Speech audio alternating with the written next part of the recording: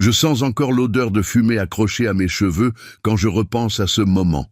La porte de ma propre maison était entr'ouverte et de l'intérieur, j'ai entendu mon fils unique, crier avec une joie qu'il n'avait jamais eue, même à son propre mariage. Sortez le champagne, l'avion de papa s'est écrasé, maintenant l'héritage est à nous. Je n'arrivais plus à respirer. Mon corps entier s'est figé. J'avais survécu au crash d'un avion, mais peut-être ne survivrais-je pas à cette phrase. Le salon était illuminé, rempli de rires, de musique forte, de verres qui tintaient, et personne, absolument personne, ne semblait triste de ma mort supposée. Personne. Je me suis approché un peu plus, le cœur battant comme un tambour dans ma poitrine. Mon visage portait encore des égratignures. Mes bras tremblaient de fatigue, mes vêtements avaient brûlé par endroits. Je voulais juste rentrer chez moi, serrer mon fils dans mes bras, entendre sa voix dire « Dieu merci, tu es vivant ». Mais j'ai trouvé le contraire. Quand j'ai posé ma main sur la poignée, j'ai entendu la voix douce et venimeuse de ma belle-fille, Céline. « Thomas, maintenant tu peux te détendre. Le vieux est mort, enfin nous allons avoir la vie que nous méritons. » Le vieux. Moi qui ai consacré ma vie entière à eux. J'étais maintenant juste le vieux. Mon fils a ri fort, sans la moindre trace de remords. C'est là que j'ai compris. Survivre à l'accident avait été facile. Le difficile serait de survivre à la vérité. J'ai respiré profondément, pris mon courage et poussé la porte. « Bonsoir », c'est tout ce que j'ai pu dire, tout ce que... Ils se sont mis à crier, des cris d'horreur, de panique, de haine, comme si j'étais un fantôme revenu gâcher leur fête.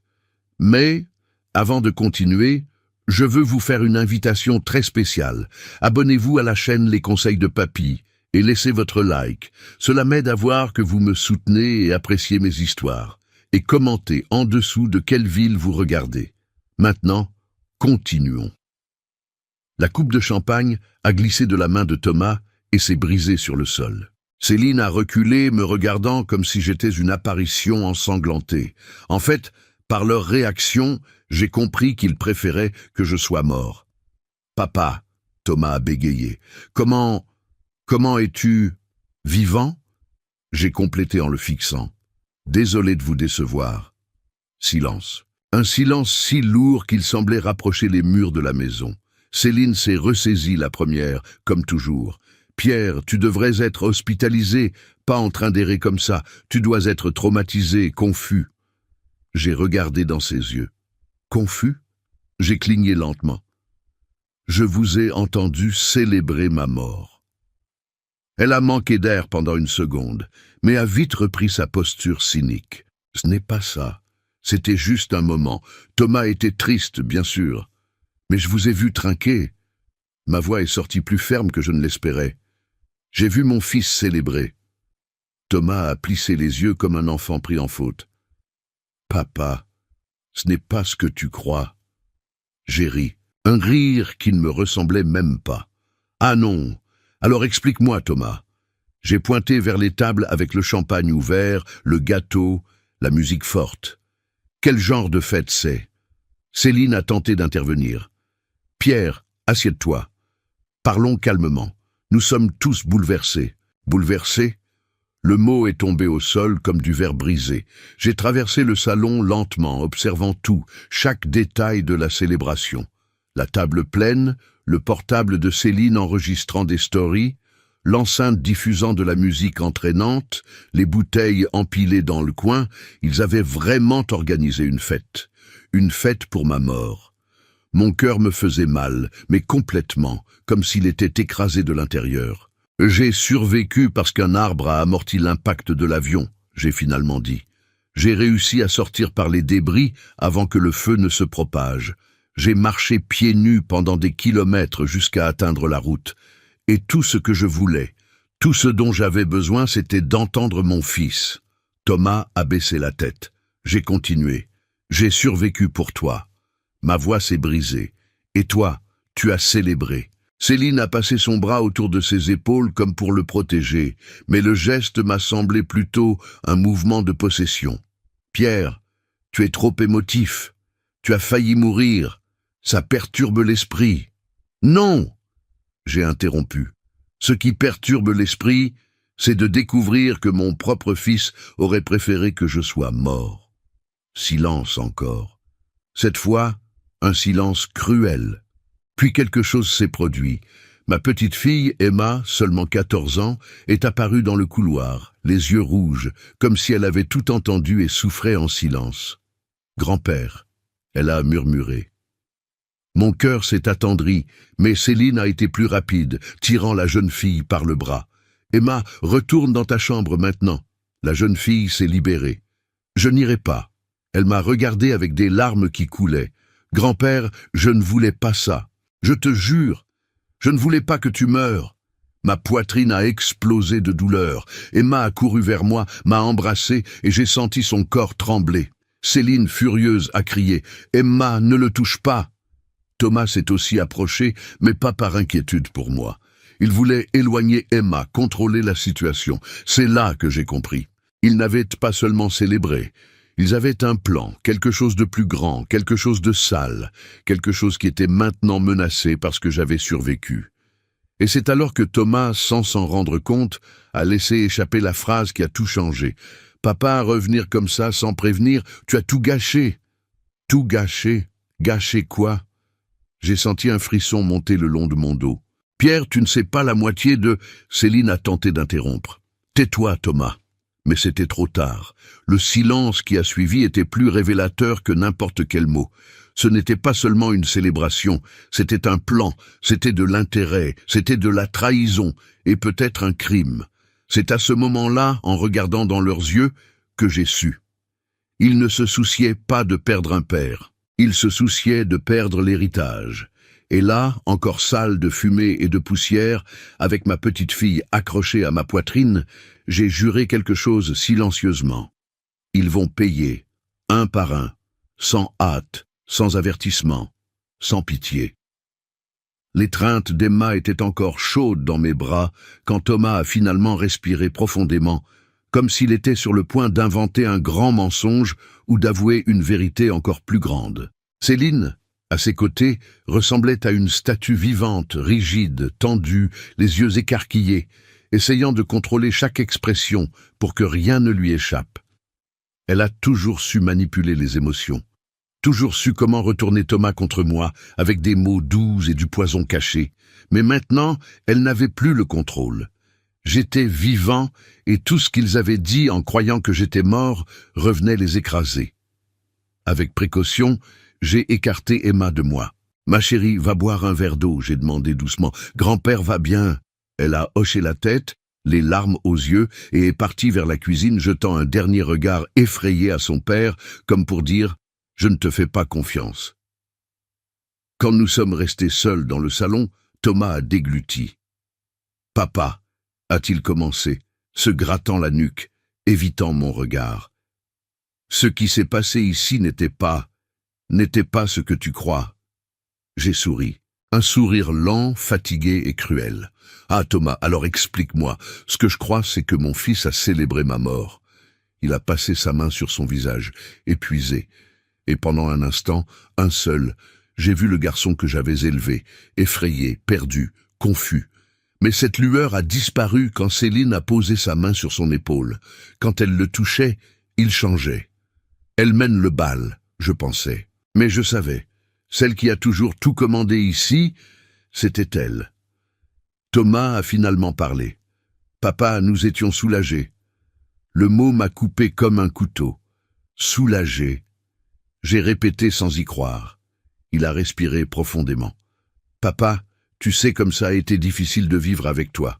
Ton caractère, ta façon de te mêler de tout, ta manie de tout contrôler, ton tempérament. » J'ai ressenti chaque phrase comme un coup. Tempérament? Céline a fait un pas en avant, prenant le contrôle. Pierre, inutile de nier. Sa voix était douce, mais chargée de venin. Tu as toujours été difficile. Tu as toujours voulu que tout se passe à ta façon. Rien n'était jamais assez bien pour toi. Thomas vivait stressé à cause de toi. Ta présence ici pesait.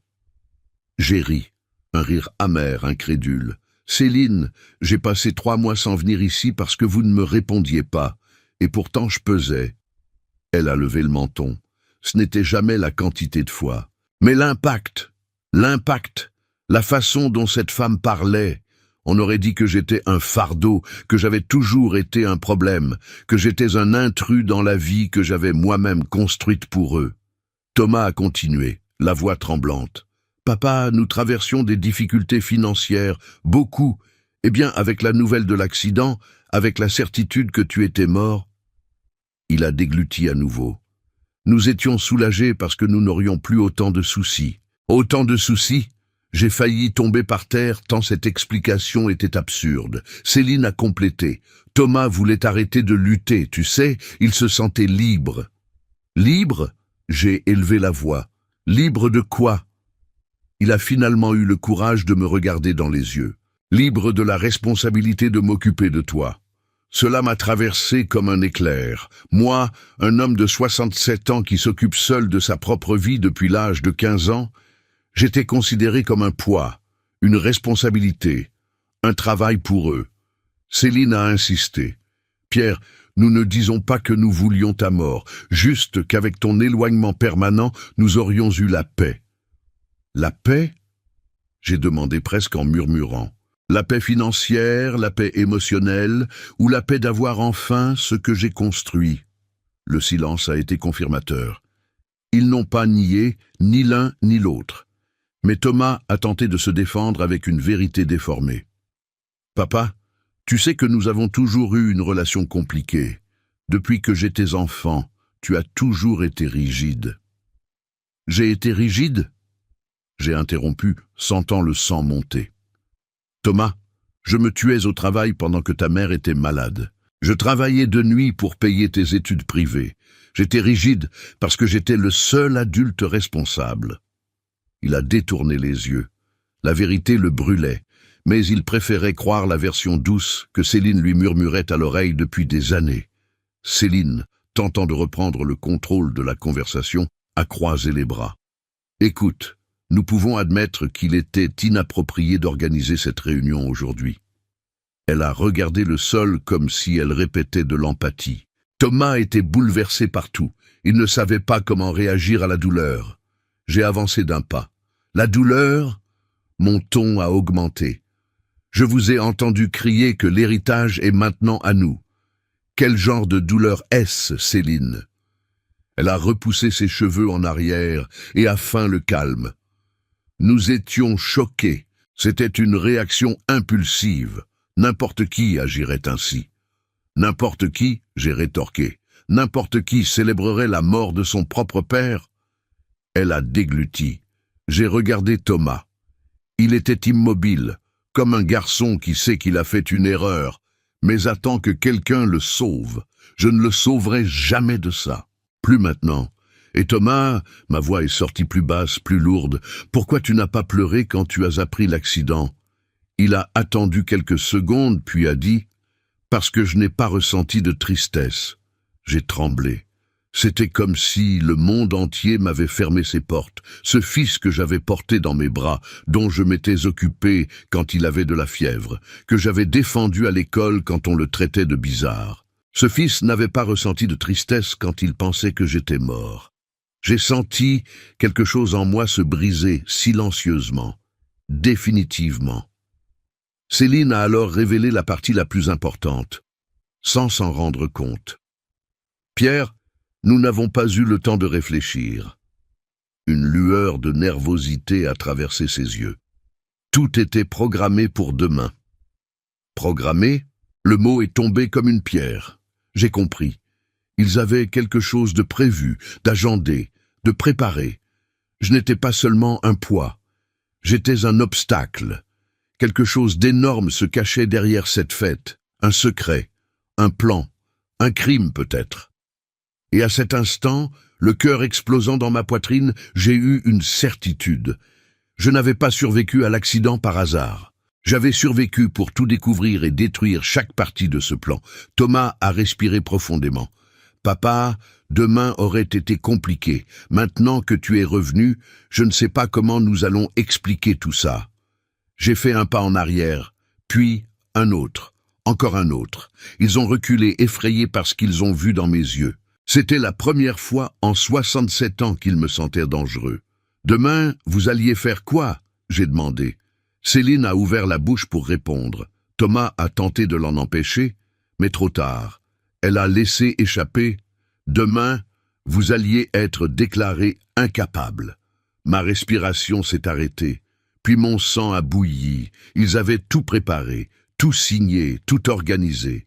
Ma mort était bonne, mais moi, vivant, ce serait encore mieux pour eux de tout me prendre. Je me suis retourné lentement, les fixant tous les deux. « Ah, mes chers, j'ai murmuré, vous ne savez pas l'enfer que vous venez de réveiller. » Et alors, pour la première fois depuis l'accident, j'ai souri. Un sourire qu'il n'oublierait jamais. Não, desculpe. Deixei incompleto. Vou continuar a adaptação completa do roteiro para o francês com todas as modificações culturais. Après que Céline a laissé échapper qu'ils allaient me déclarer incapable, quelque chose en moi non seulement s'est brisé, mais s'est réveillé. J'ai marché jusqu'au canapé et me suis assis lentement, comme si mes jambes étaient faites de verre. Thomas est resté debout, agité, ouvrant et fermant les mains, tandis que Céline m'observait simplement avec le regard calculé de quelqu'un qui essaie d'anticiper le prochain mouvement. J'avais besoin de silence, mais pas le silence qui fait mal, le silence qui révèle, et la première révélation est venue du passé. J'ai fermé les yeux et laissé les souvenirs remonter, comme l'eau d'un barrage qui se rompt. Quand Thomas est né, je n'avais que 19 ans. J'étais un garçon essayant d'être un homme dans un monde qui n'avait pas de patience pour la fragilité. Sa mère, elle était trop jeune pour comprendre la maternité, trop rêveuse pour affronter la réalité, trop fragile pour supporter le poids d'un enfant.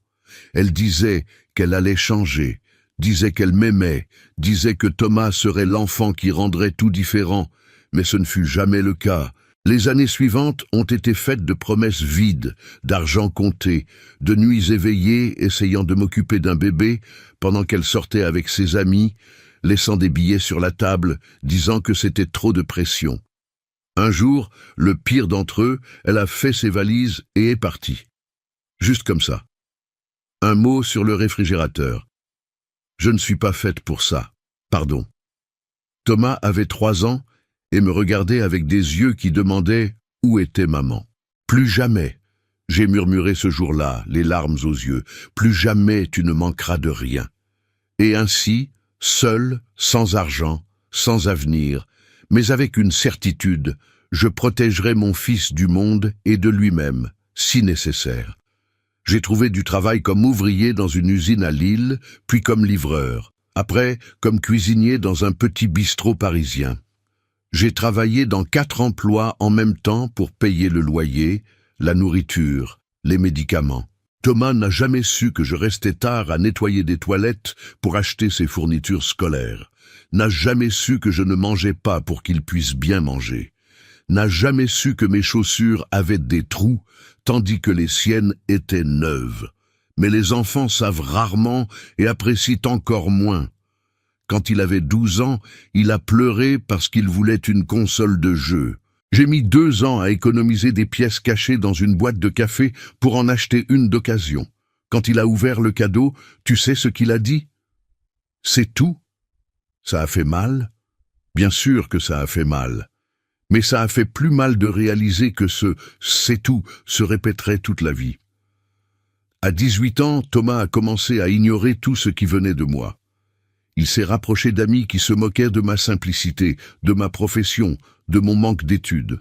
J'ai essayé de parler, j'ai essayé de participer à sa vie, j'ai essayé d'être un père, mais il voulait de la distance.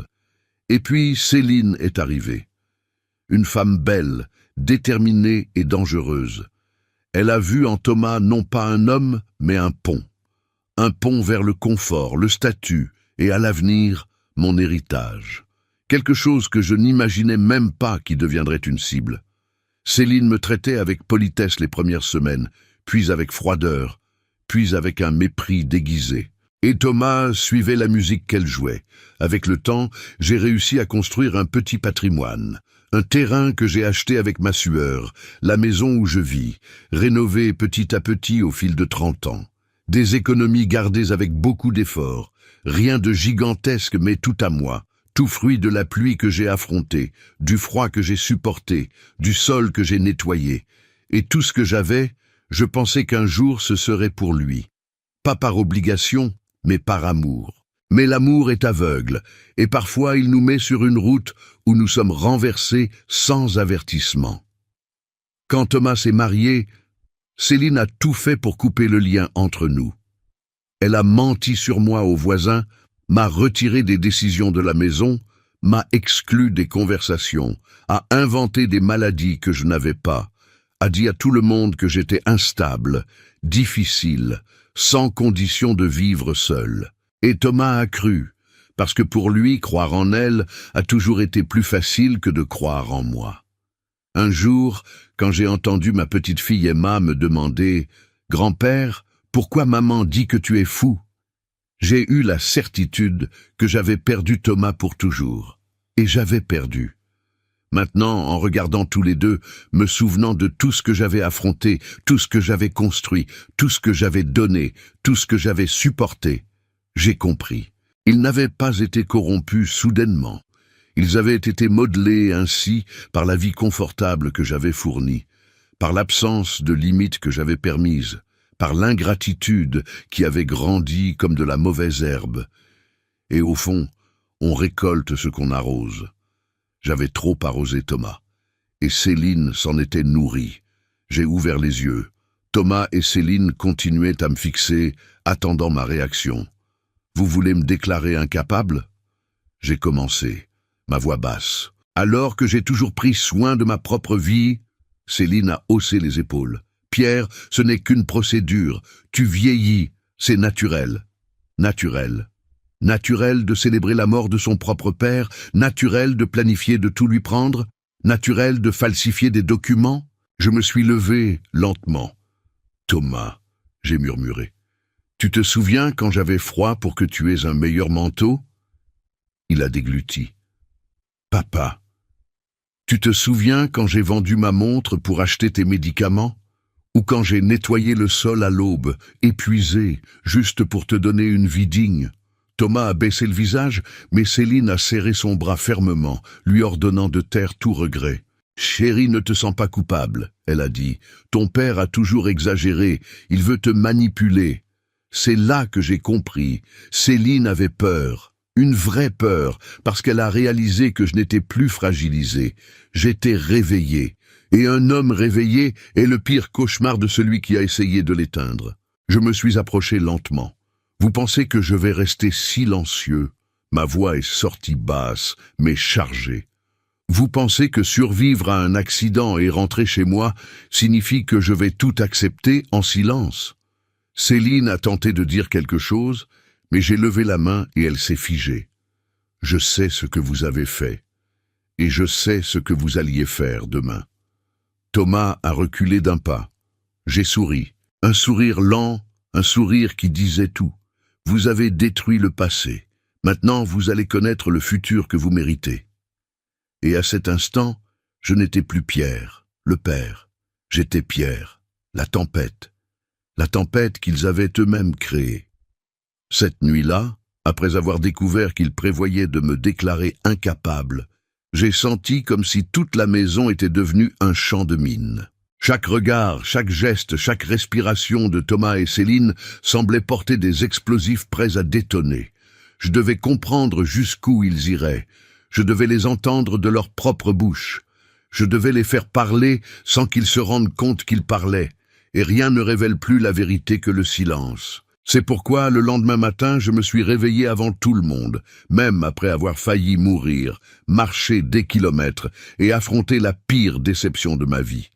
J'ai préparé du café, mis la table comme si rien ne s'était passé, et j'ai attendu. Céline a été la première à apparaître. Elle est descendue avec des cheveux impeccables, un maquillage léger, un parfum trop fort. Elle a toujours aimé entrer dans une pièce comme si elle en était la propriétaire. « Bonjour, Pierre », a-t-elle dit avec cette voix douce qui ne tromperait que ceux qui ne la connaissent pas. « Bonjour, Céline », j'ai répondu sans lever la tête du journal Le Figaro. Elle a froncé les sourcils, confuse. Ce n'était pas ce qu'elle attendait. Peut-être imaginait-elle que je me réveillerais en criant, en suppliant, en hurlant comme une victime. Mais j'avais appris une chose au long de ma vie. Le silence intelligent vaut plus que la fureur désespérée. Peu après, Thomas est apparu, cheveux en désordre, visage fatigué. Il ne semblait pas avoir bien dormi. « Papa » a-t-il commencé, hésitant. « On peut parler ?» J'ai plié le journal calmement. « Allons-y. » J'ai regardé dans leurs yeux à tous les deux.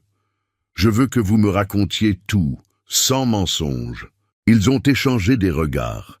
Cet échange silencieux était le signe clair que quelque chose de bien plus grand était caché. Céline s'est assise avec une élégance exagérée, croisant les jambes lentement.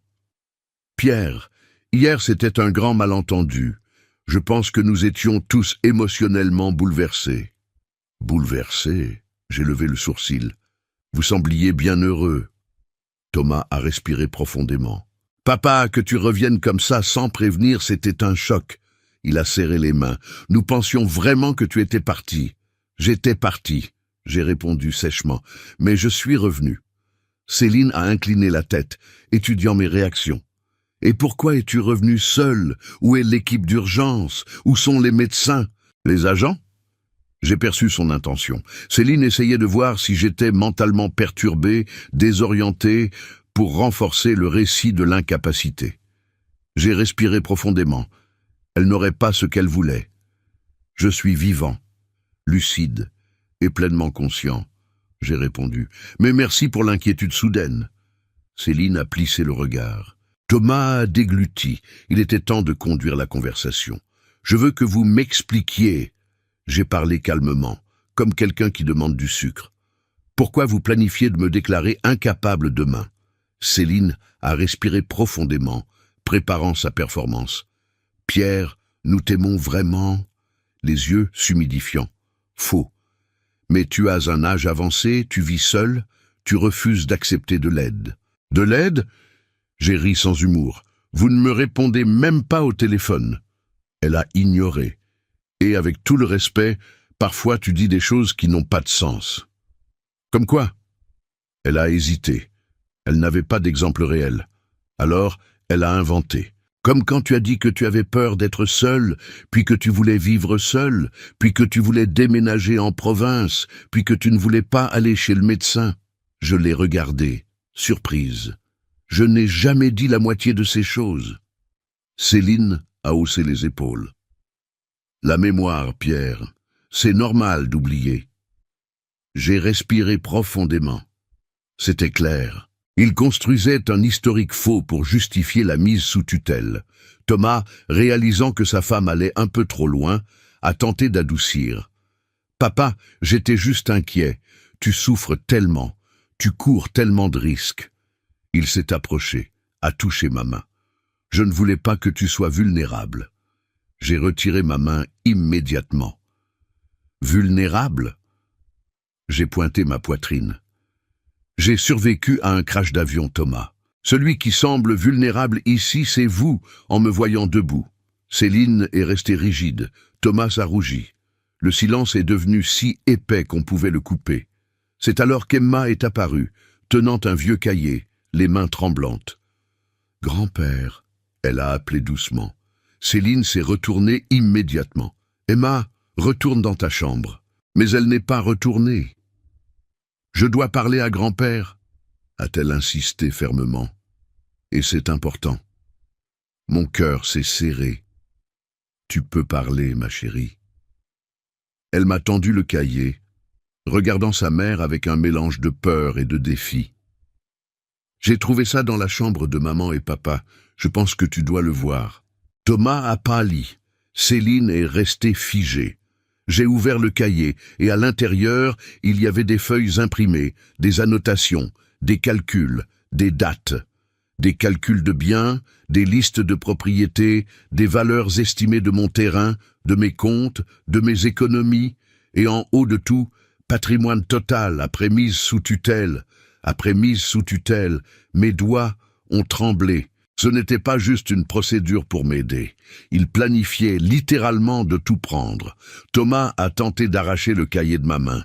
« Papa, ce n'est pas comme ça. » Thomas, assieds-toi.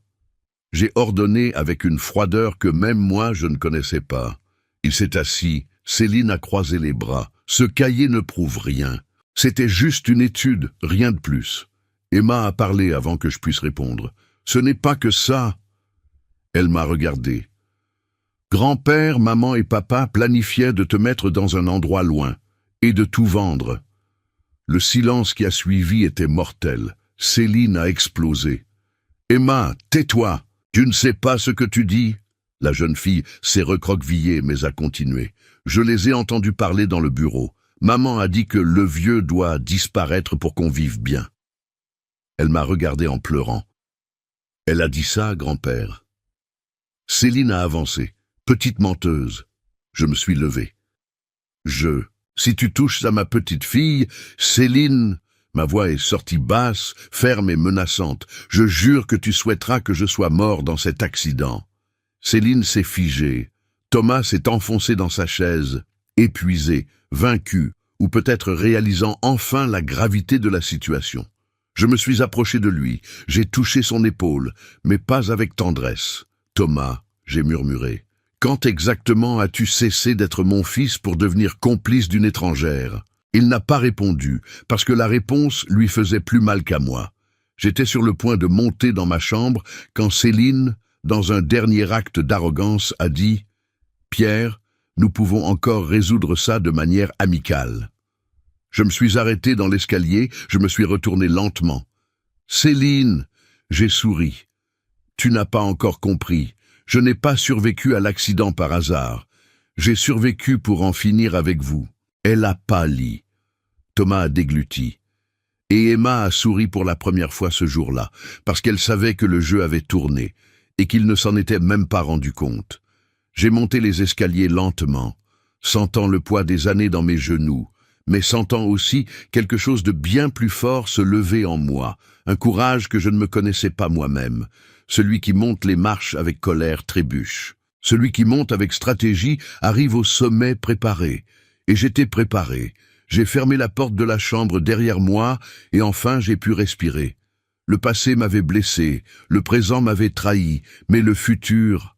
Ah, le futur était sur le point de découvrir qui j'étais vraiment. Je me suis assis au bord du lit, j'ai pris mon sac, le même qui m'avait accompagné dans le crash de l'avion, et j'en ai sorti l'enveloppe que personne à la maison ne savait qu'elle existait. Une enveloppe crème, un peu froissée, avec mon nom écrit à la main. Mais pas de l'écriture de quelqu'un de ma famille. J'ai fixé l'écriture pendant de longues secondes avant de l'ouvrir. C'est arrivé à l'hôpital encore à l'aube, où j'ai été secouru. Une infirmière que je connaissais à peine s'est approchée de mon brancard, a tenu ma main et a dit « Monsieur, vous ne pouvez pas rentrer chez vous sans savoir cela. » Sur le moment, je n'ai pas compris. Mon corps me faisait mal, ma poitrine brûlait, mon esprit oscillait.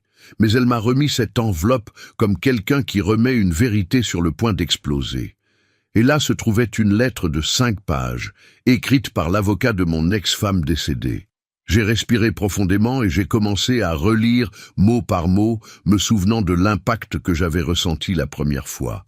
« Pierre, votre ex-femme a laissé quelque chose pour vous avant de mourir. » J'ai plissé les yeux. Elle ne laissait rien à personne, surtout pas à moi. Mais j'ai continué à lire. Elle a laissé une assurance vie, une assurance que Thomas et Céline ignorent. Mon cœur s'est emballé. Une assurance en mon nom. Cette femme qui m'avait abandonné, qui m'avait laissé seul avec un petit enfant. J'ai continué. La valeur est significative et ne peut être accessible que par vous personnellement. Toute tentative de tiers annule le bénéfice. J'ai respiré profondément, essayant de traiter l'information. Votre ex-femme m'a demandé de ne remettre cette lettre à personne d'autre que vous, car elle craignait que Thomas soit manipulé par Céline. Des larmes sont montées à mes yeux. Elle savait.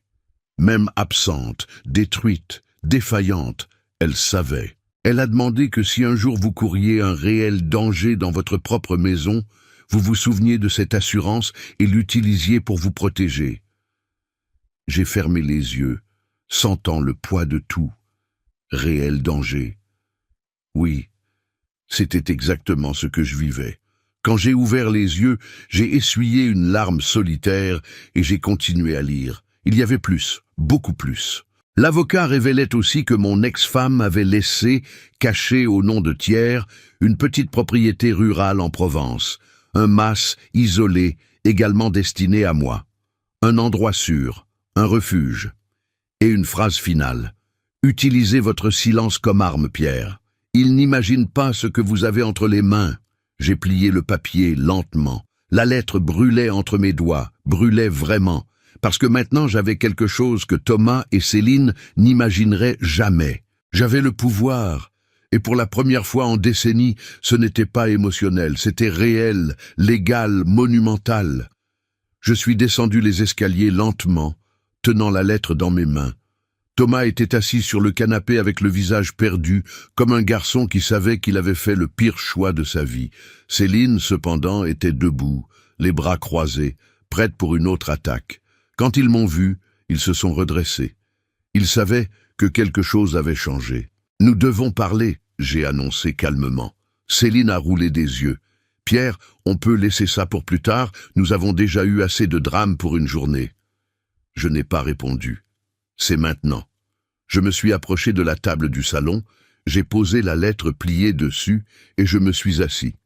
Il y a quelque chose que vous devez savoir. Et ça va tout changer. Céline a plissé le regard. Qu'est-ce que c'est? Thomas a fait un pas en avant. Papa, qu'est-ce qui se passe? J'ai tenu le bord de la table, respiré profondément. J'ai un secret, et vous n'avez aucune idée de sa taille. Céline a croisé les bras, impatiente. Tu peux parler maintenant. J'ai ouvert la bouche pour commencer, mais avant de révéler quoi que ce soit, j'ai senti que c'était le moment exact pour ce que vous avez demandé. Mais avant de continuer, je veux vous faire une invitation très spéciale. Abonnez-vous à la chaîne Les Conseils de Papy et laissez votre like. Cela m'aide à voir que vous me soutenez et appréciez mes histoires. Et commentez en dessous de quelle ville vous regardez. Maintenant, continuons. Thomas était pâle. Céline semblait prête à avancer. J'ai ouvert l'enveloppe lentement, révélant la première ligne. Ceci, j'ai touché le papier, est une lettre que j'ai reçue à l'hôpital. Et elle concerne ta mère, Thomas. Thomas a retenu son souffle. Ma mère? Oui, j'ai répondu. Ta mère. Et ce qu'elle m'a laissé avant de mourir. Céline a écarquillé les yeux. Laissé quoi? J'ai senti la tension monter dans l'air. La pièce entière semblait se rétrécir. Vous essayez de me déclarer incapable de prendre ma maison, mes économies, ma vie. J'ai regardé profondément dans leurs yeux à tous les deux. Mais vous ne saviez pas que j'ai quelque chose de bien plus grand, quelque chose que vous ne pourrez jamais toucher. Céline s'est approchée, essayant de voir le papier. Qu'est-ce qu'il y a dans cette lettre? J'ai souri. Un sourire lent, affûté. La partie la plus intéressante, c'est que l'argent de l'assurance est à mon nom, uniquement à mon nom. Et toute tentative de votre part d'interférer annule le bénéfice. Céline a pâli. Thomas a ouvert la bouche, choqué. Et j'ai continué. Et ce n'est pas tout. J'ai pris la deuxième page de la lettre. Ta mère a laissé une propriété, petite mais de valeur en Provence. Et elle est aussi à mon nom, 100% intouchable. Le silence qui a suivi était presque beau. Céline, pour la première fois depuis que je la connaissais, a perdu sa posture, a perdu le contrôle, a perdu le masque. C'est un mensonge. Elle a bégayé.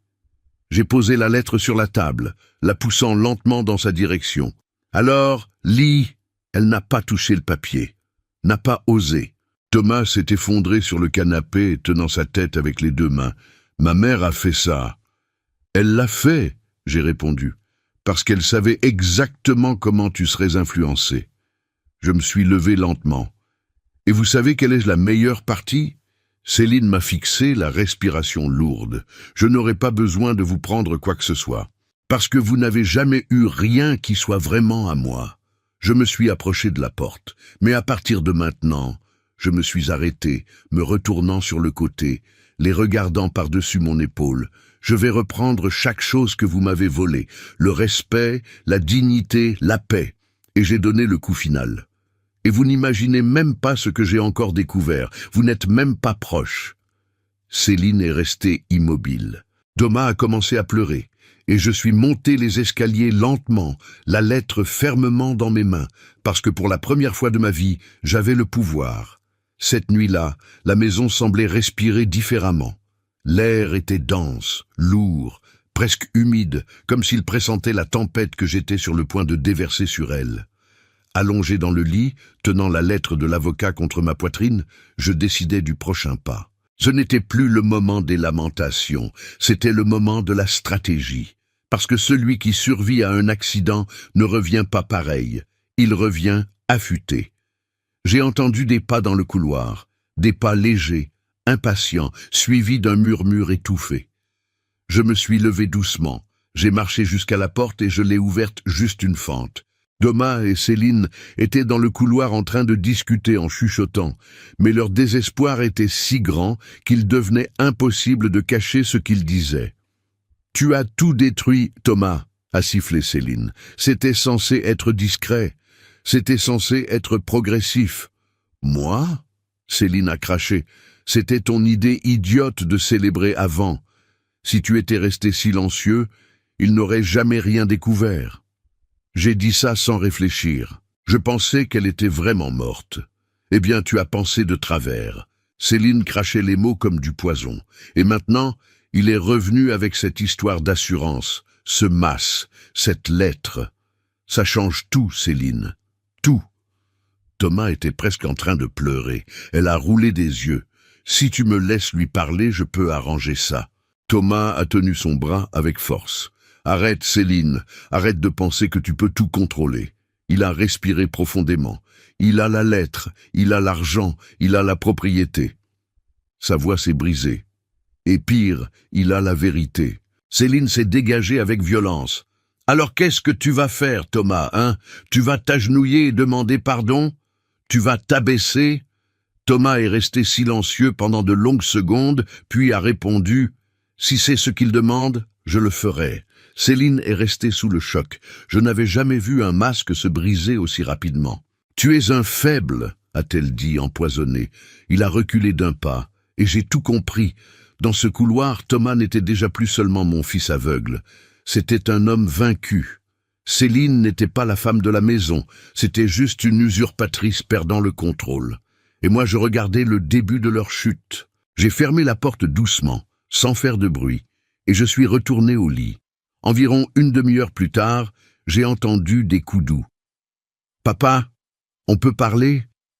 La voix de Thomas était si basse qu'elle ne lui ressemblait presque pas. « Entre !» j'ai répondu.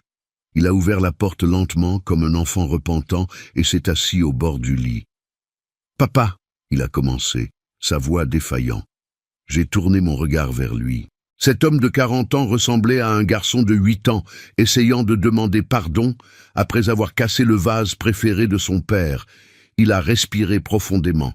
« J'ai eu tort », a-t-il dit. « Enfin, j'ai eu très tort. » Il a regardé le sol. « Je n'ai pas d'excuses. » Je suis resté silencieux. Il a continué. « Céline !» Elle m'a fait pression. Elle disait que tu devenais confus, que tu pouvais faire des bêtises, que tu étais fragile. J'ai levé le menton. Et tu l'as cru? Il a fermé les yeux. J'ai voulu la croire, parce que c'était plus facile de croire Céline que d'affronter mes propres erreurs. Je suis resté silencieux. Et il s'est effondré. Je pensais que si tu partais, tout serait plus simple. Il a pleuré à nouveau. J'ai été un monstre, papa. Mon Dieu, je suis un monstre. Je l'ai laissé pleurer. Je pouvais sentir la vraie douleur, là. Ça n'effaçait pas ce qu'il avait fait, mais ça montrait qu'au moins, il y avait une conscience. Quand il a levé son visage gonflé de larmes, il a dit « Papa, je veux tout réparer. » J'ai respiré profondément. « Alors, sors de cette maison. » Il a écarquillé les yeux. « Quoi? Sors !» Pendant un temps, jusqu'à ce que je décide quoi faire. Mais papa, Thomas, ma voix est sortie ferme, implacable. Tu as célébré ma mort. L'impact de la phrase l'a fait courber les épaules. Je sais, a-t-il murmuré, et je vais porter ça jusqu'à la fin de ma vie. Alors commence à le porter loin de moi. Il a pleuré à nouveau mais n'a pas discuté. N'a pas discuté parce qu'au fond, il savait que j'avais raison. Il s'est levé lentement, essuyant son visage. Je vais faire mes valises. Thomas? Il s'est arrêté à la porte. Je ne te déteste pas, j'ai dit lentement. Mais je ne te reconnais pas non plus. Il a baissé la tête et est sorti de la chambre. Quand il est descendu les escaliers, Céline l'attendait. Qu'est-ce qu'il a dit? A-t-elle demandé, impatiente. Thomas a respiré profondément. Il veut que je parte. Céline a ri. Oh, s'il te plaît, c'est juste un vieux confus. Tu ne vas pas... Je vais, Thomas a interrompu. Pendant un temps, je vais. Céline a écarquillé les yeux, incrédule. Tu es devenu fou? Tu vas abandonner ta famille à cause de lui? J'ai toujours abandonné papa à cause de toi, Thomas a répondu fermement. Maintenant, c'est ton tour de faire face aux conséquences. Céline est restée sans air. Tu ne peux pas me faire ça. Thomas a pris la clé sur la table. Je peux et je vais. Il est sorti en claquant la porte. Céline est restée seule dans le salon, tremblant de rage et de peur, parce qu'elle a enfin réalisé que le contrôle lui avait échappé entre les doigts. Cette nuit-là, j'ai entendu le son de la voiture de Thomas partant, un son douloureux, mais nécessaire. Je suis descendu les escaliers lentement. Céline était debout dans la cuisine, respirant profondément, essayant de se ressaisir. Quand elle m'a vu, elle a levé le menton, reprenant son arrogance. « Ce n'est pas fini, Pierre !» Sa voix était basse, grave. « Tu vas encore me remercier quand tu réaliseras qui est vraiment de ton côté. » Je me suis approché d'elle. « Céline !» J'ai souri calmement. « Tu devrais moins t'inquiéter pour moi, et plus pour ce que j'ai déjà découvert sur toi. » Elle a cligné, confuse pendant une seconde. Une petite seconde, mais suffisante. « Comment ça ?» J'ai incliné la tête. « Devine !» Elle a froncé les sourcils. J'ai souri. La dame au centre commercial Carrefour Pardieu a laissé l'objet dans les mauvaises mains. Elle est devenue pâle. Et elle a compris. Je savais déjà, j'avais déjà vu, j'avais déjà les preuves. Céline a reculé d'un pas. « Pierre, qu'est-ce que tu as vu ?» Je me suis approché jusqu'à ce qu'elle sente mon souffle. « Assez pour te détruire sans toucher un cheveu de ta tête. » Elle a dégluti. « Qu'est-ce que tu vas faire ?»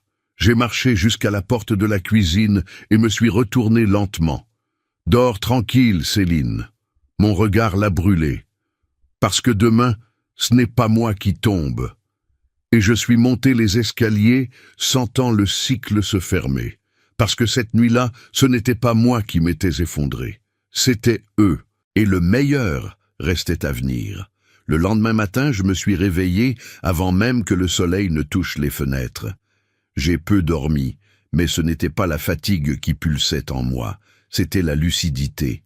Le crash d'avion m'avait brisé à l'extérieur, la trahison de Thomas m'avait brisé à l'intérieur, mais ce que Céline avait fait, ça m'avait transformé. Et ce que cette dame mystérieuse au centre commercial avait mis dans ma main était la clé de tout.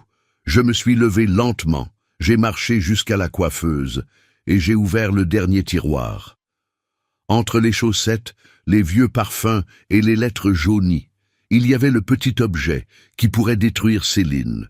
Je l'ai retiré avec précaution. C'était une clé USB noire, discrète, ordinaire, presque banale. Mais parfois les choses les plus dangereuses viennent dans un emballage simple. Je l'ai fait tourner entre mes doigts, me souvenant du moment exact où je l'avais reçu. C'est arrivé au centre commercial Pardieu 2 jours avant l'accident. Je marchais à côté de Céline, qui était étrangement agitée, regardant son portable toutes les 10 secondes, quand elle a demandé la permission d'aller aux toilettes. Pendant que j'attendais près de la porte, une dame aux cheveux blancs, simple mais avec un regard intelligent, s'est approchée. « Vous êtes Pierre ?» a-t-elle demandé, essoufflée. « Oui, on se connaît. Vite !» Elle a chuchoté. « Ne posez pas de questions maintenant. » Et alors elle a pris ma main, a mis l'objet dedans et a dit « Prenez ça et partez le plus vite possible d'ici. » Je n'ai pas eu le temps de répondre. Elle a disparu en un clin d'œil. Et 10 minutes plus tard, Céline est sortie des toilettes avec un visage différent, pâle, tendu, presque effrayé. Là, au centre commercial, quelque chose se passait déjà. Quelque chose qui impliquait Céline, quelque chose qui m'impliquait. Et maintenant, enfin, j'allais découvrir quoi. J'ai mis la clé USB dans le vieil ordinateur de la chambre. J'ai attendu. L'écran a clignoté. Un seul fichier est apparu. Ne lui faites pas confiance. Mon cœur s'est emballé. J'ai cliqué. La vidéo a commencé. Les premières images montraient un couloir d'hôpital privé à Lyon.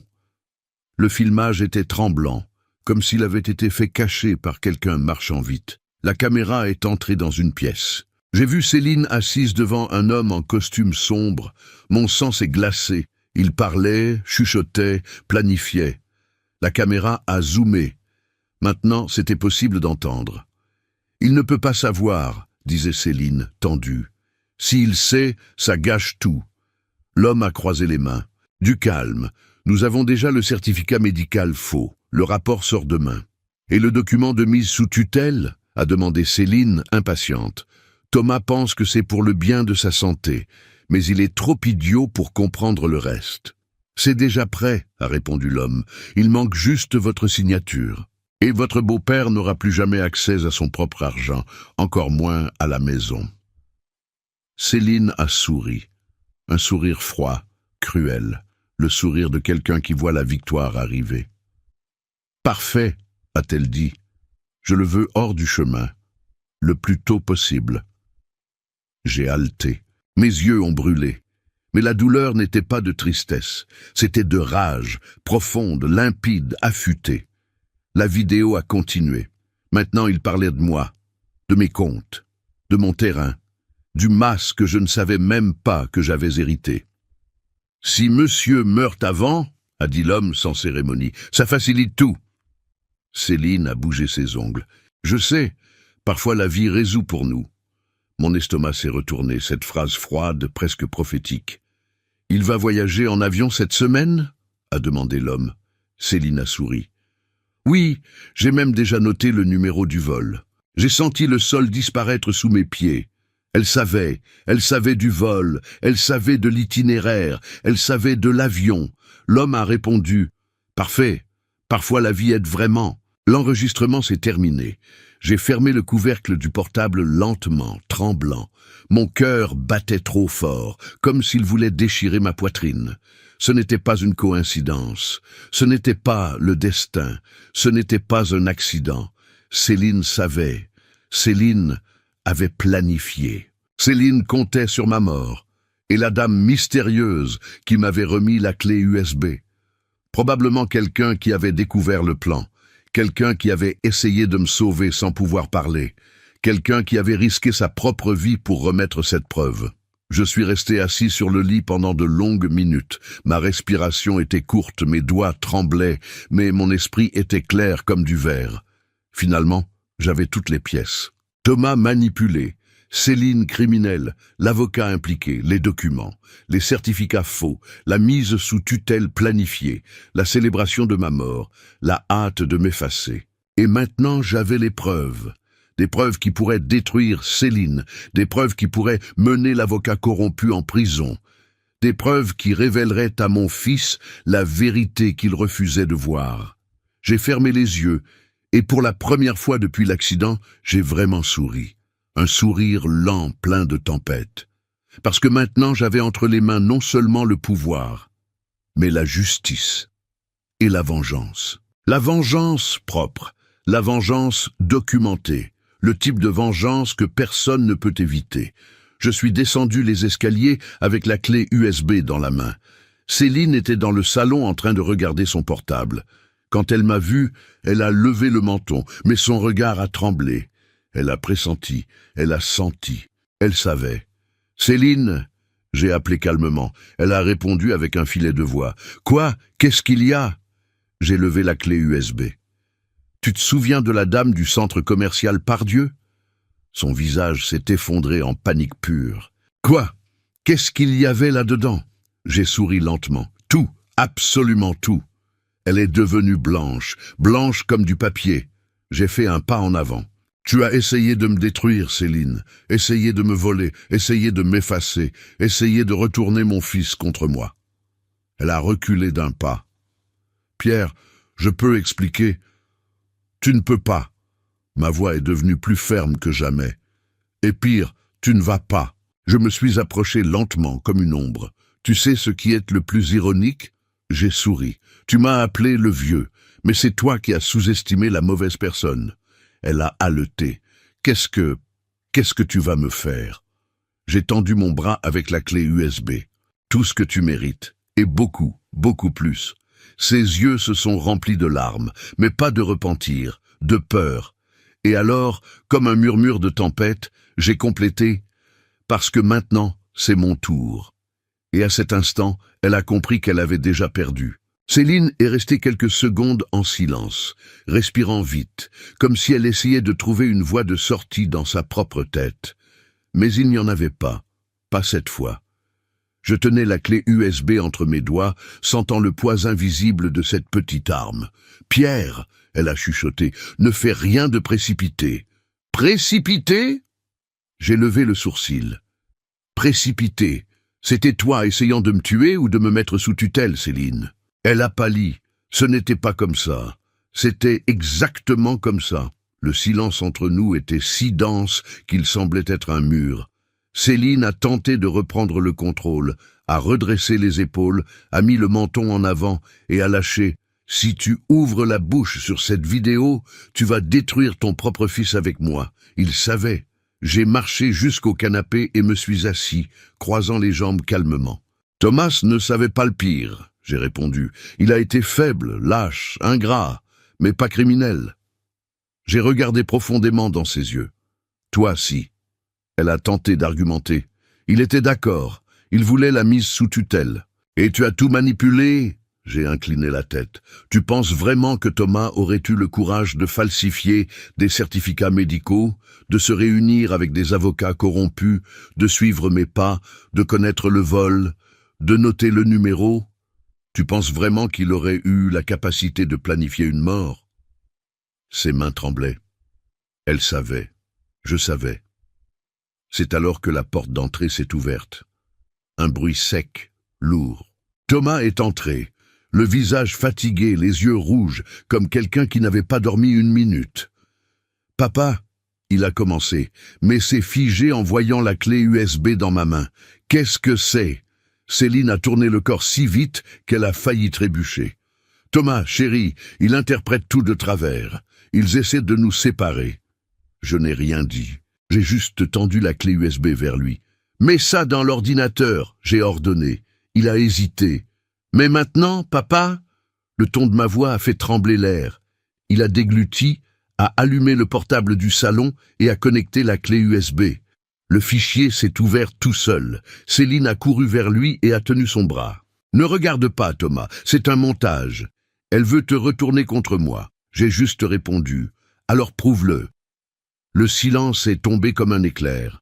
Thomas a appuyé sur play. Tout le salon a été pris par le son de sa propre femme. Il ne peut pas savoir. Le certificat sort demain. La mise sous tutelle facilite tout. S'il meurt, j'ai déjà noté le numéro du vol. Chaque phrase était un coup de poignard. Chaque image, une révélation assassine. Chaque soupir de Céline dans la vidéo était un coup final dans la façade d'innocence qu'elle avait soutenue pendant des années. Thomas a porté sa main à sa bouche. Les larmes sont venues avant les mots. « Céline !» il a murmuré, trahi, détruit. « Qu'est-ce que tu as fait ?» Céline tremblait, mais a tenté de se ressaisir. « C'est un montage, Thomas. C'est tout un montage. Elle veut nous séparer. » Et il a crié. « La vidéo te montre toi, ta voix, ton visage, tes dialogues, le numéro du vol de mon père. » Céline a reculé d'un pas, puis d'un autre. « Chérie, s'il te plaît, essaie de comprendre, » a-t-elle murmuré, désespérée. « J'essayais juste de protéger notre famille. » J'ai ri doucement, dangereusement. « Protéger ?» j'ai demandé, en essayant de tuer le patriarche. Thomas s'est tourné vers Céline. « Tu savais du vol ? Tu savais de l'horaire ? Tu savais de l'accident ?» Il a fermé les yeux, horrifié. « Tu as célébré quand tu pensais qu'il était mort. Céline a tenté de tenir à nouveau son bras, mais il l'a repoussé d'un coup sec. « Ne me touche pas !» Sa voix était étrange, brisée. « Tu as tout détruit, Céline, tout. » Elle est tombée à genoux. « Thomas, je t'aime, j'ai fait ça pour nous deux. Il t'a toujours contrôlé, humilié, traité comme un enfant. » J'ai serré les lèvres. C'était son dernier masque. Et il s'effritait.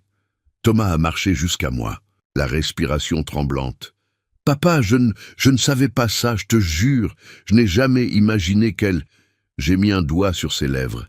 « Je sais que tu ne savais pas, mais tu as choisi de ne pas voir. » Il a pleuré. J'ai eu tort, mais papa, laisse-moi réparer. Je l'ai regardé pendant de longues secondes. Et là, pour la première fois en années, j'ai vu non pas l'homme manipulé, mais le garçon brisé, essayant de se relever. « Tu peux commencer maintenant, » j'ai murmuré. Il a essuyé son visage avec ses mains. « Qu'est-ce que je fais ?» J'ai regardé Céline, tombée au sol, agrippant son propre corps comme si le monde s'effondrait. Et il s'effondrait vraiment. D'abord, j'ai répondu, « Éloigne cette femme de ta vie. » Thomas a respiré profondément et a dit, « Céline, sors de ma maison. » Sa réaction a été instantanée. « Tu ne peux pas faire ça, je suis ta femme. »« Tu l'étais, » Thomas a murmuré. « Maintenant, tu es la personne qui a essayé de tuer mon père. » Elle est tombée en arrière, comme si elle avait reçu un coup physique. « Thomas, s'il te plaît, ne me fais pas ça. Je n'ai nulle part où aller. » Il n'a pas dévié le regard. « Tu aurais dû y penser avant d'essayer de tuer quelqu'un. » Elle a sangloté. « J'ai fait ça pour nous. »« Non, » Thomas a crié. « Tu as fait ça par avidité, pour l'héritage, pour l'argent. » Il a respiré profondément. « Et j'ai été assez idiot pour croire tout ce que tu disais. » Céline n'avait plus d'arguments, ni de masque, ni d'allié. Elle s'est levée lentement, le visage gonflé, taché, et alors, vaincue, a dit « Ça ne va pas rester comme ça. » J'ai souri. « Ça va. Et ça va encore empirer. » Elle m'a lancé un regard mortel, mais pour la première fois, ce n'était pas une menace. C'était de la peur pure. Elle a pris son sac et sorti en titubant et a claqué la porte. L'impact a résonné dans la maison comme un tonnerre. La première chute était arrivée, et ce ne serait pas la dernière. Thomas s'est assis sur le canapé, couvrant son visage. « Papa, qu'est-ce que je fais maintenant ?» Je me suis approché, j'ai mis ma main sur son épaule. « Maintenant, Thomas, tu vas raconter tout ce que tu sais, toute la vérité. » Il a levé son regard fatigué. « À qui ?» J'ai incliné la tête. « À la police !» Il a écarquillé les yeux. « La police ?» Oui, ma voix est sortie ferme. Parce que ce que Céline a essayé de faire n'est pas juste une trahison. C'est un crime. Et quand Thomas a finalement hoché la tête, comprenant le poids de tout, j'ai su avec une certitude absolue. La chute de Céline n'était que le début. La vraie justice arrivait, et elle viendrait avec moi en première ligne. Thomas est resté assis sur le canapé pendant quelques secondes, respirant comme s'il avait couru des kilomètres. Je ne l'avais jamais vu aussi détruit, jamais aussi lucide. C'était comme si, pour la première fois de sa vie, il voyait la gravité des choix qu'il avait faits et de ceux qu'il avait laissés faire pour lui. Je me suis approché lentement. « Thomas !» j'ai appelé. « Je veux que tu comprennes une chose. » Il a levé ses yeux rougis. « Quoi ? Ce que Céline a fait n'est pas de ta faute, mais ce que tu l'as laissé faire, l'est. » Il a fermé les yeux douloureusement, mais n'a pas contesté. « Je sais, papa. Je sais. » Je me suis assis à côté de lui. « Ce que nous allons faire maintenant n'est pas de la vengeance, c'est de la justice. » Il a respiré profondément. « Alors, allons à la police !» J'ai hoché la tête. « Oui, allons-y !» Notre première destination a été le commissariat central de Lyon. J'ai arrangé mes documents, pris la clé USB et appelé un VTC. Je ne risquerais pas de marcher dans les rues à côté de Thomas avec son état émotionnel. Quand nous sommes arrivés, le commissaire était en horaire de service interne. Mais il m'a suffi de dire « j'ai des preuves de fraude, tentative d'escroquerie, falsification documentaire et possible connexion avec un accident aérien ».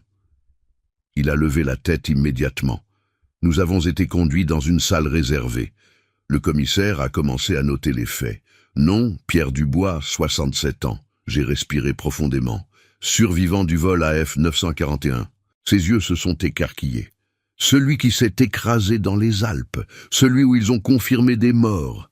J'ai hoché la tête. Il s'est écrasé. Mais j'ai survécu. Il a incliné la tête, impressionné. Et pourquoi affirmez-vous qu'il y a eu tentative d'homicide ? J'ai ouvert mon sac et sorti la clé USB, parce qu'il y avait des gens qui planifiaient ma mort avant le vol et qui célébraient après. Thomas a baissé le regard, honteux. Le commissaire a analysé chaque détail, écoutant sans interrompre. Quand il a mis les écouteurs pour regarder la vidéo, le silence a été absolu. Il n'y avait pas de déni.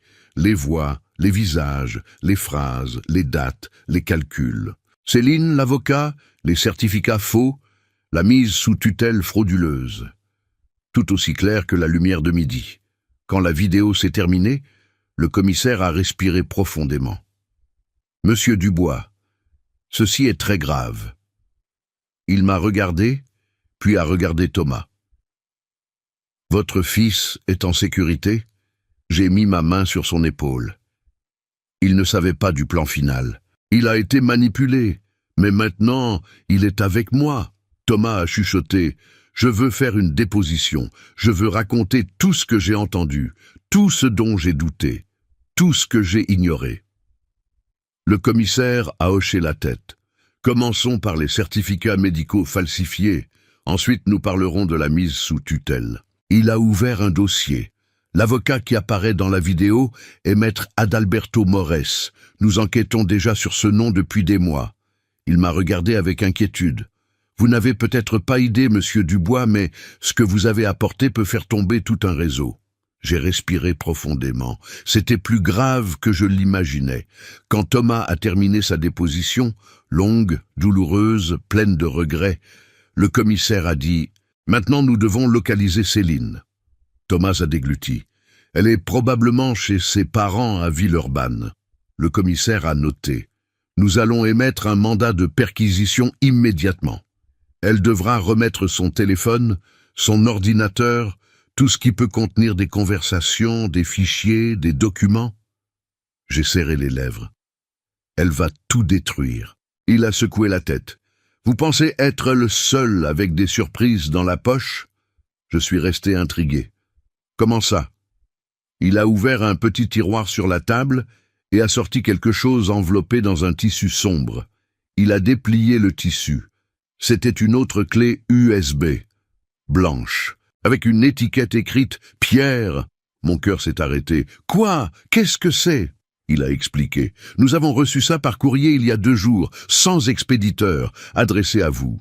Je l'ai ouvert parce que je ne savais pas de quoi il s'agissait, et j'ai trouvé quelque chose qui se connecte parfaitement à ce que vous avez apporté. » Mes mains ont tremblé. Qu'est-ce qu'il y a dedans ? Des conversations enregistrées, des captures d'écran, des reçus, des fuites internes du cabinet d'avocats. Il m'a regardé sérieusement, tout indiquant que Céline ne planifiait pas seulement votre mise sous tutelle. Elle planifiait de prendre le contrôle de tout, même du patrimoine de Thomas. Thomas a écarquillé les yeux. « Quoi ? Elle allait me voler à moi aussi ?»« Oui, » a confirmé le commissaire. « Dès que votre père mourrait ou serait mis sous tutelle, vous seriez déclaré incapable émotionnellement, et elle serait votre représentante légale. » Thomas s'est levé brusquement. « C'est absurde. C'est trop de méchanceté. » J'ai mis ma main sur la sienne. « Fils, » j'ai regardé profondément dans ses yeux, « maintenant tu comprends avec qui tu étais marié. » Il s'est effondré sur sa chaise. J'allais tout perdre. Il a passé ses mains sur son visage. J'allais perdre toute ma vie. Le commissaire a rassemblé les documents. Le processus a été enregistré, les preuves annexées, les dépositions enregistrées. À la fin de l'après-midi, le commissaire est revenu dans la salle. Bonne nouvelle, nous avons trouvé Céline. Mon cœur s'est accéléré.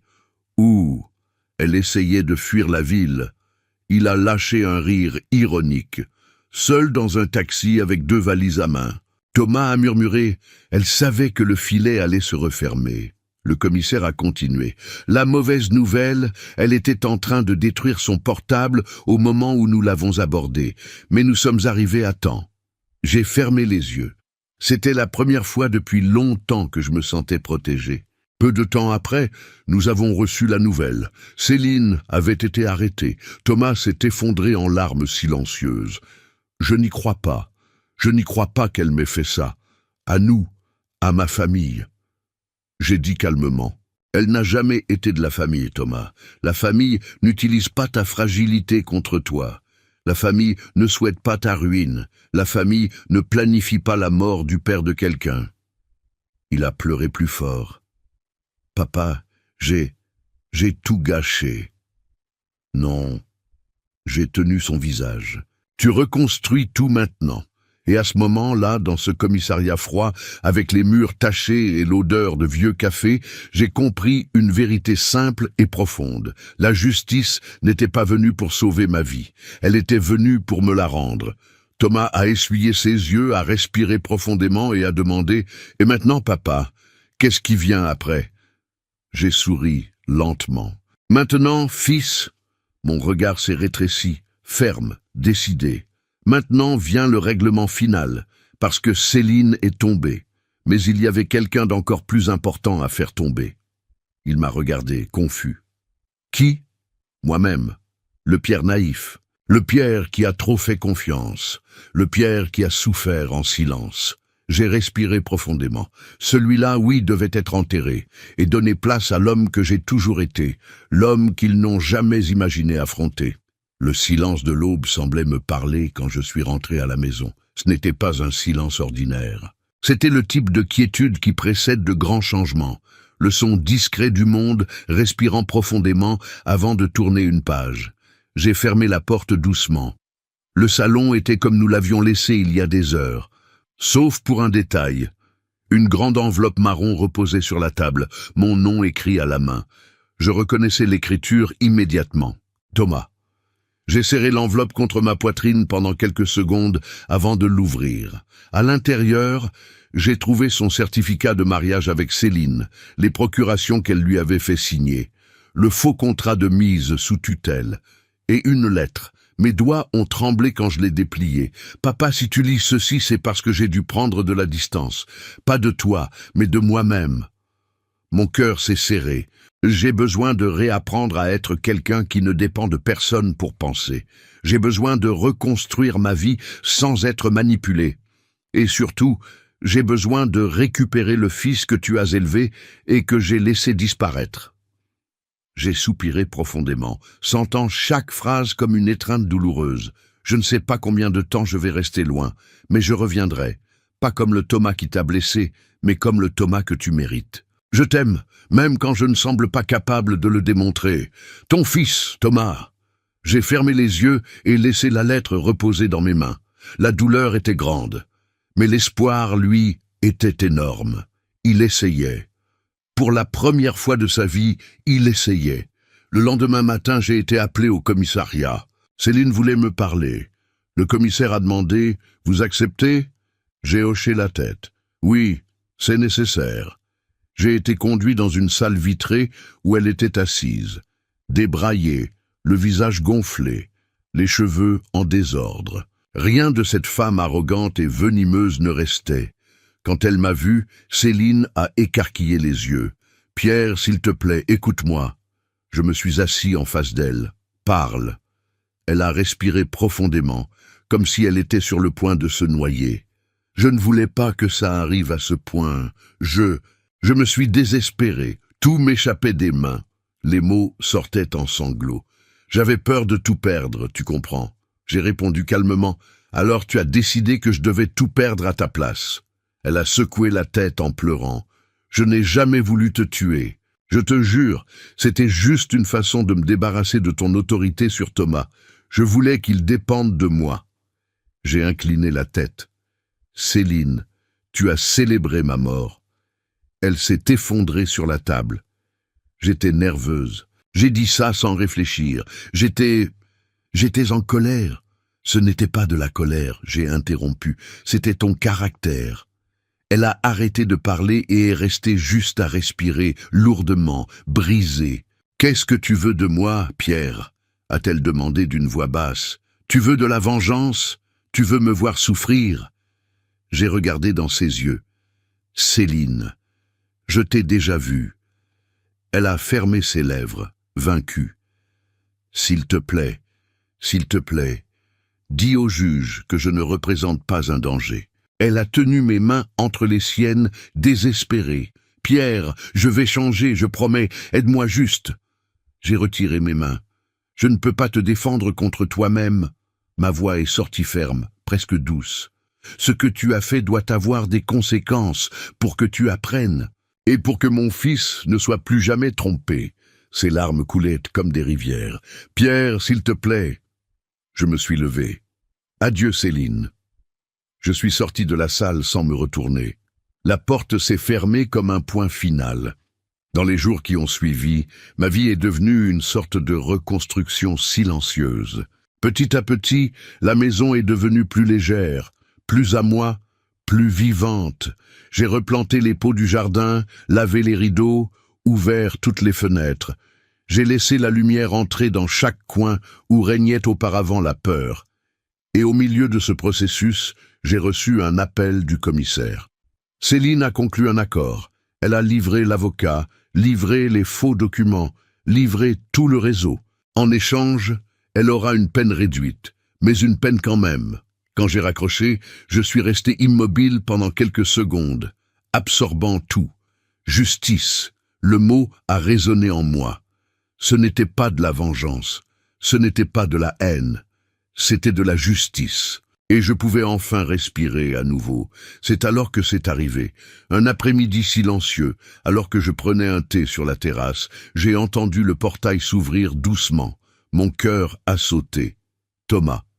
Il a marché vers moi avec des pas lents, mais fermes. Il semblait plus vieux, plus maigre, plus conscient. « Papa » a-t-il dit, la voix émue. Je me suis levé doucement. Il s'est arrêté devant moi. « Je suis prêt. » Pourquoi? J'ai demandé, même en connaissant la réponse. Pour recommencer. Les larmes sont venues sans prévenir. Chaudes, abondantes. Il m'a tiré dans une étreinte serrée, vraie, comme il n'en avait pas fait depuis des années. « Pardonne-moi, papa, » a-t-il murmuré. « J'ai été faible, j'ai été aveugle, j'ai été injuste, mais je suis là et je ne vais plus te perdre. » Je l'ai serré fort. « Je te pardonne, mon fils. » Et je te veux de retour. J'ai senti son épaule se détendre, comme si un poids gigantesque avait enfin été retiré. Et là, sur cette terrasse illuminée, entre des plantes renaissantes et le vent léger, j'ai compris. La plus grande victoire n'avait pas été de voir Céline tomber, ni de la détruire avec sa propre avidité, ni d'échapper à l'accident, ni de survivre à l'abandon. La plus grande victoire avait été de récupérer mon fils. La partie de moi que je pensais avoir perdue dans ce crash. Il a regardé autour de lui avec nostalgie. Tout est si vivant ici. J'ai souri. Moi aussi je le suis. Et il a rendu le sourire. Papa, recommençons. J'ai respiré profondément. Le passé était enterré. La douleur transformée. La justice faite, j'ai pris sa main. Allons-y, fils, recommençons. Et ainsi, finalement, la chute s'est terminée. Et la vie a commencé. Aujourd'hui, quand je me réveille et regarde autour de moi, je réalise que je n'ai rien perdu. Je me suis libéré. J'ai récupéré ma maison, ma paix, et surtout, j'ai récupéré mon fils. La justice est venue propre, ferme, comme elle aurait dû être depuis le début.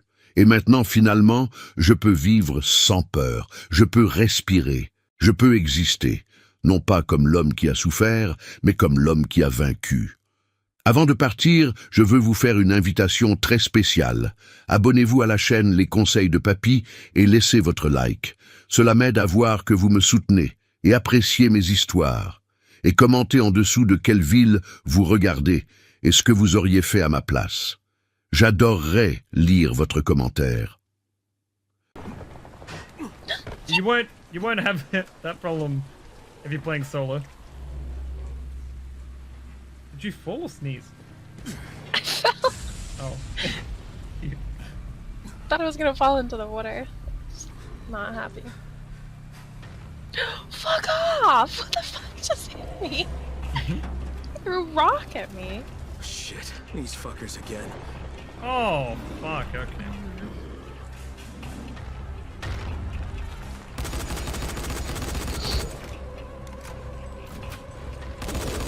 Good night.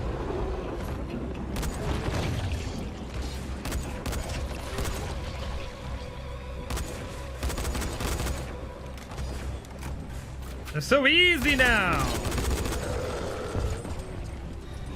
No, we don't have broken weapons. He charged into a barrel! What the fuck, bro? That zombie just threw a fucking stick at me. He threw his weapon. I didn't know that was a thing. I didn't know that was a thing. Oh my god, that thing is 460 damage. What the fuck did he... Yes, fucking finally. Finally? Got it. Took us like Savvy, no I got time! the key card. Great. Now go to the substation. It's close to the antenna mast, inside the fence. Use the card to get inside. Oh, as in finally found the key guard. Got it. This gun is so strong. How do you feel about the fact that this game has guns and it makes it a lot easier? I think it's okay because the zombies are harder to kill in here than the other one. That's fair. Like, I feel like we don't struggle at all in Dying Light 2 with killing Yeah. things. That's true. Even Both with sides. not overpowered weapons. Like, Yeah. everything, we like 1 or 2 shot everything. I will say Dying Light 1 seems to be the harder game. Way harder. Yeah. And maybe they'll fix that. Like, maybe they'll scale it better, but Maybe the harder difficulty. true. And that's it. The fact that we were on normal on both. Yeah. How do we get in? My skin is so fucking dry.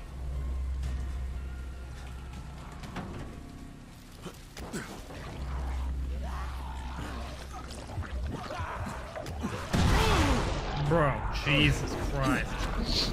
And this is main quest, right? Not, side? Sorry, what? Is this main quest or side quest? This is main quest.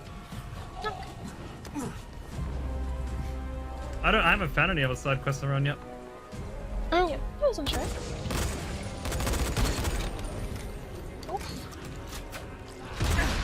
Power level from that.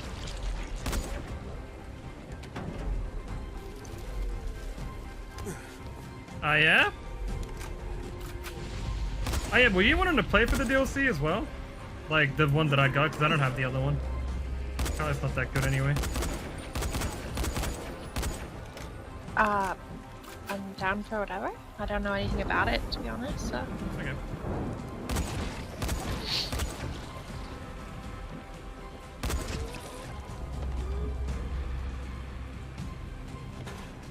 That's just rude.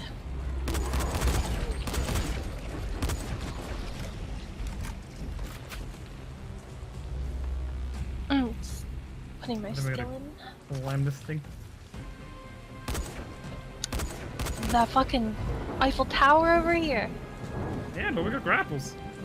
That we can't use. Sure. Of course not. Oh no! Love that! Um, what? Alright. Fuck.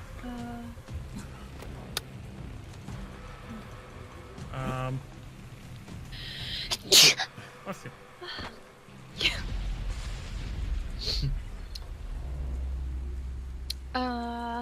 Why won't you let me grapple?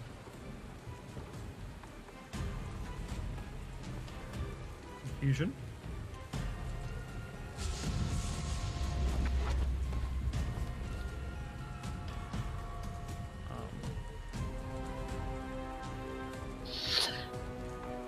You got it. Nice. Nope. Huh? It didn't work? I don't think so. I don't think I'm meant to be there. You can grapple in that light, but I don't think that's the way to go. Oh yeah, you can't climb it. Ow! I just don't know where else you'd go.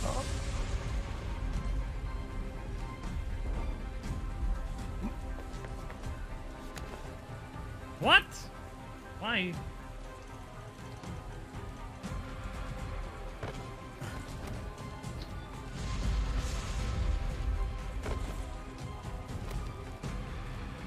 Okay. Oh. Zabby, I'm in. Oh. Okay, good. We didn't talk about it. Turn on the transformer. It's okay.